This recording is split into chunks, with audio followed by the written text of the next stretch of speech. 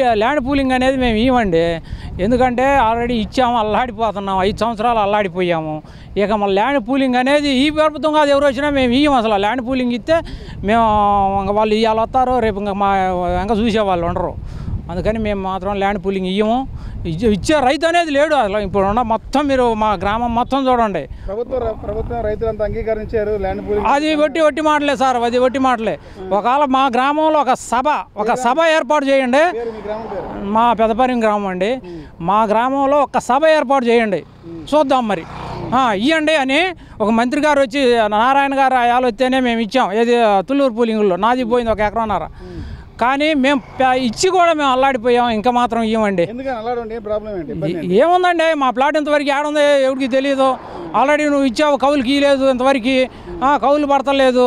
అల్లాడిపోతున్నావు. మా పిల్లలు 2 పిల్లలు ఆడపిల్లలు పెళ్ళిడికి వచ్చారు, వాళ్ళకి ఏం చెప్పాలా? ఏదన్నా ఒక ఉంటే 400 కేజీ ఇద్దామంటే ఏది చూపిస్తావు అల్లుడికి? ఏది చూపిస్తామండి? ఇదే మా ఆయన ల్యాండ్ పూలింగ్ తీసుకోవాలనుకుంటే అది చూపించినాక తర్వాత చూద్దాం. ఇంకా 5 ఏళ్ళు ఉండాక 5 ఏళ్ళు అది చూపిమనండి. చంద్రబాబు మీద నమ్మకం ఉంది. ఆయన ఎన్నాళ్ళు ఉంటాడు? 4 ఏళ్ళు ఉంటాడు. ఆయన లైఫ్ కూడా అయిపోతుంది. ఆయన అంత అడుగులుగా చేయకూడదు, దిగకూడదు. దీంట్లోకి రైతులను అల్లాడియకూడదు. మేము అల్లాడిపోతున్నాం. భూమి పోదేంకొని ఏం చేసామండి? భూమి అండి ఇది. ఏందనుకుంటున్నా? దాన్ని నమ్ముకొని 4 గొడ్డు ఉండయి, 4 పిల్లలు ఉండారు. దాన్ని నమ్ముకొని బతుకుతున్నాం. మేము అది కూడా పోదనుకుంటే ఇంకా మేము బజార్ని పడతామేనండి. రాష్ట్ర అభివృద్ధి కోసం ఇచ్చామయ్యా, 34,000 ఎకరం ఇచ్చాము. ఇంకేంది ఇచ్చేది? ఇంకా ఇవ్వమంటాడు. ఆయన ఏం పోయింది? నారాయణ గారిది ఏం పోయింది? ఇవ్వమంటాడు. ఆయనకేమి వాళ్ళకి కాదుగా ఆస్తులు. మేము అయిపోతే బతకలేము. వాళ్ళు ఏమైనా బతుకుతారు. ఇది కాదు ఇంకోటి కాదు ఇంకోటి. వాళ్ళకి 4-5 రకాల వ్యాపారాలు ఉంటాయి, వాళ్ళు బతుకుతారు. మేము బతకలేము. మేము దాన్ని నమ్ముకొని బతుకుతున్నాం. ఎంతో కొంత దాంట్లో వచ్చే తింటున్నాం, లేకపోతే లేదు. ఒక గేడు దండకు వస్తుంది, ఒక గేడు లాభం వస్తుంది. అన్నీ మేమే భరించుకుంటున్నాం సార్. అది మాత్రం మేము ఇవ్వమండి. మేము ఇవ్వము. ఎవరు ఇస్తున్నా ఊరు అసలు ఇచ్చేవాళ్ళు లేడులే. మా గ్రామంలోకి ఒక్కసారి మీటింగ్ పెట్టమనండి. గవర్నమెంట్ నారాయణ గారు కానీ ఎవరైనా వచ్చి మీటింగ్ పెట్టమనండి, చూద్దాం. వస్తారేమో, ఒకళ్ళు వస్తారేమో. వాళ్ళు కూడా మీటింగ్ పెడతానికి కూడా వీల్లేదు. మేము ఒప్పుకోము అసలు. అది సార్ నేను చెప్పేది.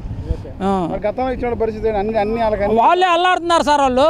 వాళ్ళు అల్లాడుతున్నారు. మనం చూస్తానే ఉంటాం. పరిహారం ఇచ్చింది, పెన్షన్లు ఇచ్చింది, దాని దగ్గర ప్లాట్లు ఇచ్చామని చెప్తున్నారు. ఇచ్చారయ్యా, ఇచ్చారు. ఇంతవరకు నా ప్లాట్ నాకు లేదు. నాకు 1500 గజం ఉంది సిఆర్డీలో. నాకు ఒక 500. ఇప్పుడు 2 పిల్లలు పెళ్ళిడికి వచ్చారండి. వాళ్ళకి 500 గజం అల్లుడికి చూపించాలంటే లేదు. ఏం చూపిస్తాం? ఒక పేపర్లు చూస్తే ఇసిరి తెంగుతున్నారు. అది ఏడన్నా ఎవరికన్నా పెట్టుకోవడానికి లేదు అవకాశం. ఇప్పుడు ఏడన్నా బ్యాంకులో పెట్టుకుంటున్నా, ఈ పూలింగ్ భూమి ఉందనుకో, పెట్టుకుంటే 2 లక్షలు ఇస్తున్నాడు ఎకరానికి. దాన్ని ఎవడో పెట్టుకోవట్లా, తీద్దామంటున్నారు బ్యాంకింగ్ మేనేజర్. అస్సలు లేదండి, అది దేనికి పనికిరావయ్యా అంటున్నారు. మేమేం చేసామండి? లేదు సార్, అది తప్పు. అది ఆయన అడగకూడదు. అడుగుతున్నాడు కాబట్టి నేను చెబుతున్నాం. ఇయ్యమో ఇంకొద్దు, చాలు. దాన్ని చేయమనండి. దాన్ని చేసి ఏదన్నా అవకాశం ఉంటే 4 ఏళ్ళు ఉండాక రమ్మనండి, అప్పుడు చూద్దాం. అమ్మో మేము భూమి ఇచ్చేమి ఆడతాం.